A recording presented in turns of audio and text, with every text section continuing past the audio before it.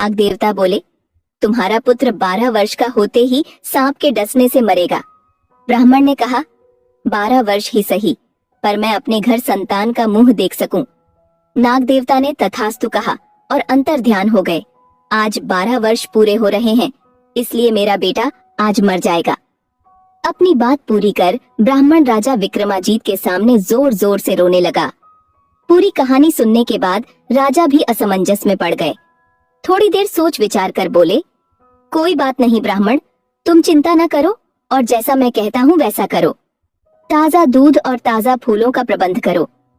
राजा के कहे अनुसार ब्राह्मण के लड़के को सबसे अंदर वाले कमरे में सुला दिया गया और उसके बिस्तर से लेकर बाहर के आम रास्ते तक हर जगह पुष्प बिछा दिए गए और थोड़ी थोड़ी दूरी पर दूध के कटोरे भर भर कर रखवा दिए।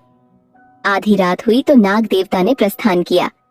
पुष्पों से सजा मार्ग, जगह जगह ताजा और मीठे दूध के कटोरे देख नाग देवता बहुत प्रसन्न हुए और बालक के कमरे तक जाते जाते वे पूरे दयालु हो चुके थे।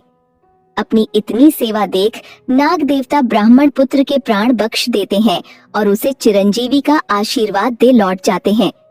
निष्कर्ष, सेवा, भक्ति और सकारात्मकता चमत्कारिक परिणाम ला सकते हैं। सेठ और सेठानी रोज सत्संग जाते थे। एक दिन तोते ने सेठ से पूछा, सेठ जी आप रोज कहाँ जाते हैं? सेठ बोला कि भाई सत्संग में ज्ञान सुनने जाते हैं। तोता कहता है, अब की बार सत्संग जाओ।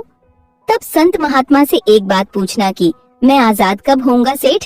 सत्संग खत्म होने के बाद संत से पूछता है कि महाराज, हमारे घर जो तोता है उसने पूछा है कि वो आजाद कब होगा। संत ऐसा सुनते ही बेहोश हो जाते हैं। सेठ संत की हालत देखकर चुपचाप वहां से निकल जाते हैं। घर आते ही तोता सेठ से पूछता है कि सेठ जी, संत ने क्या कहा?